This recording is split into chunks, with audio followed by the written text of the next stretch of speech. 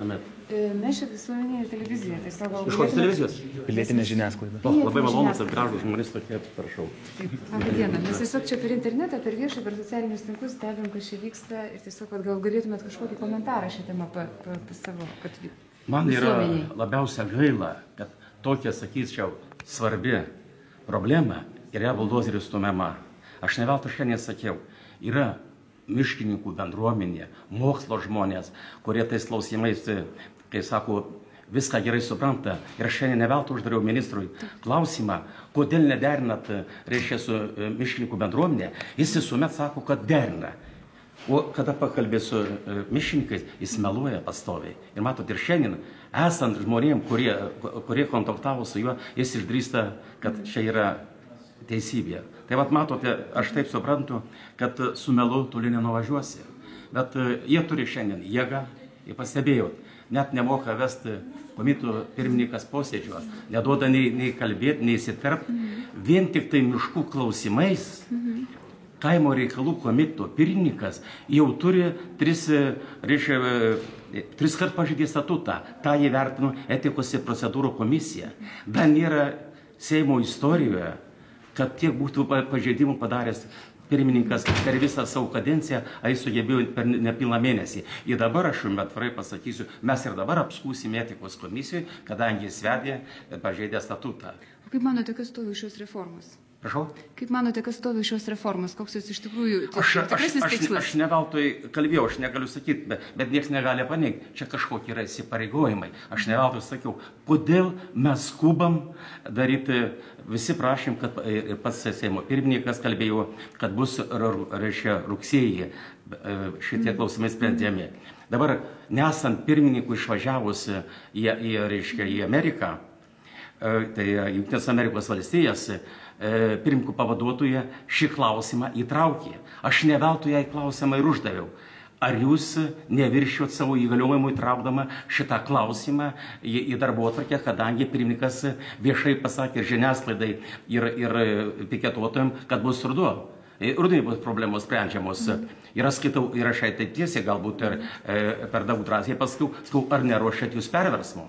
O čia tiesa, kad ir pats aplinkos ministras turi giminaičių susijusių su medienos verslu, girdėjau ir Latvijoje, ir Lietuvoje. Aš kaip jūs girdėjau, kad jo pusbrolis yra Latvijos tos įmonės, kur sugriauti miškai, yra ar direktorius. Šitą dalyką labai gerai žino gerbiamas Linas Balsys, kuris kaip tik mūsų FTEK-ui parašęs prašymą įsiaiškinti dėl viešųjų ryšių žaidimų. O esate girdėję galbūt apie Vakarų medieną ir Sigitą Paulauską ir už jos stovintį koncerną IKEA, kuris susijęs, sakykime, su šitą reformą, yra sklando gandų? Ne paslaptis, Paulauskas po Seimą jau šmėžuoja kokį 10 metų. 10 metų. Jo.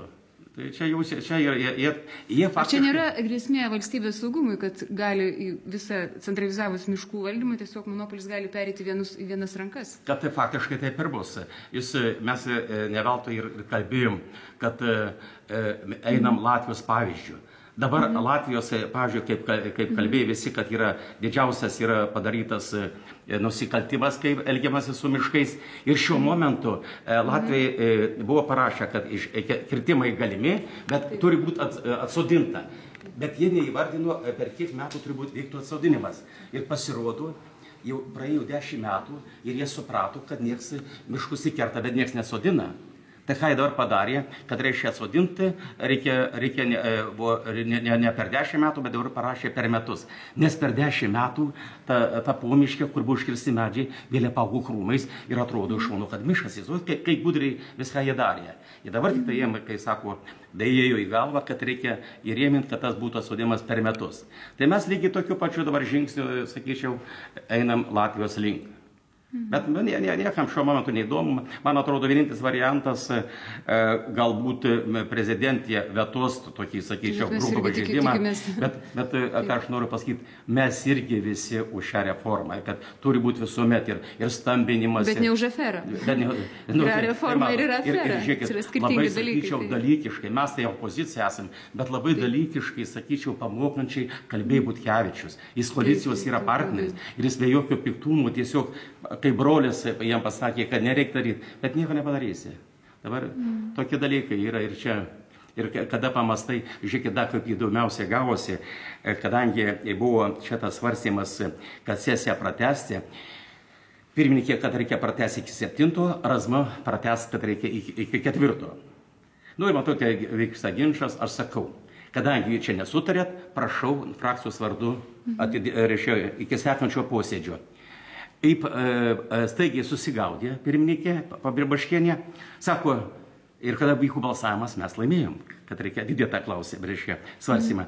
Tada jinai greit susigrėbė, reiškia, jei taip, tada sako, darom penktadienį, reiškia, posėdį, nenumatytas, pagal viską, skelbdama tokius dalykus, Seimo pirmininko pavaduotoja turi suderinti su valdyba, ar kada bus sekantis, reiškia, posėdis. A jį eksprontui per 10 sekundžių pasakė, rytoj visur statuto pažeidimą, visur pastoviai. Nes čia yra... O dar klausimas, kas gali garantuoti tos centralizacijos pačios skaidrumą? Dabar žiūrėkit. Kieno rankas tas pereina? Labai gerai jūs pasakėt. Man patiko buvo pasakymas Butkevičiaus apie kompetenciją, kai kalbėjau. Tai žiūrėkit, dabar paimkit Mažeiką, veterinarijos specialistas. Tai aš juokiuosi, jis gali būti geras kiaulių ir karių apsėklintojų specialistas, kadangi jis ir keturelis tą temą gražiai sukuria irgi skaitė, ne? Tai va, jis gali, bet ne miškus tvarkyti. Tuo labiau, kad reiškia, tuose pačiuose, reiškia, pas valstiečius yra 2 kvalifikuoti specialistai. Batsvinka iš Kauno, Dubravos, tai dabar neseniai apsigynė, reiškia, magistro laipsnį apsigynė, tai yra kvalifikuotas specialistas ir šitas Kindurys iš Ignalinos. Jų net neprileidžia prie šitų dalykų. Specialistų neprileidžia, nes jis... Į reformos ruošimą ir šitus dalykus. Visiškai jie nustumti, tai jie turėtų diktuoti, nes jie yra specialistai. Bet kaip jie visi skaitos kaip profesionalai, bet nei vieno nėra profesionalo. O čia yra bėda, yra mūsų bėda ir paimkite dabar ir pats ministras ar pavaduotojas. O kaip jūs galvojate, šitie, sakykime, valstiečiai, kurie, sakykime, išstūmė šią reformą, ar jie supranta, kas tai vyksta, ar tai dalis žmonių supranta, ar... Kaip pasakyti, aš skaitau... Ar yra suvokimas tarp pačių valstiečių, kas iš tiesų vyksta? Ar yra matymas to didesnio paveikslo? Matot, kas yra. Aš skaitau, jie pirmą kadenciją, jie ne viską supranta. Jie skaitosi, yra seniūnas, yra vyriausybė, yra dar partijos lyderis, jiems, kaip sako, jie tai daro. Aš kada atvirai pabendrauju, kadangi aš jau ne pirmą kadenciją, aš turiu daug gerų pažįstamų, galiu net paminėti ir pavardės, tiek ir Seimo narys ilgalaikis buvęs net kaimo reikalų komiteto pirmininkas Viktoras Rinkevičius, tiek buvęs Reiškia Baura, mes esam kolegos buvę, mes gerai pasišnekam, jie daugelis pas juos dabar kokie 15-16 žmonių nepritarė. Bet jie biškai prabyla, bet juos, kaip sakė, aš taip jau, kai sakau, jiem įsukinėtos rankos. Jiem arba neleis balsuoti, arba jie nežinau ką daryti, bet iš tikrųjų jie daugelis supranta, kad čia irgi yra, mano supratimu, tai yra nešvarus dalykai. Bet mes tą pamatysime. Kitas dalykas, kad ir visuomenė nieko nežino, absoliučiai. O reforma yra visi... Duodu jums pasakyti. Jūs labai gerai pasakėt. Tokia, sakyčiau, svarbi tema vykdoma. Mastelis, strateginiai resursai, miškai, strateginiai resursai. Vienintelė, sakyčiau, kurie 20 milijardų maždaug sumoja yra. Žiūrėkit, nėra visa žiniasklaidoje, išskyrus jos užblokuota, viskas tada įsivaizduoti. Nėra žiniasklaidos.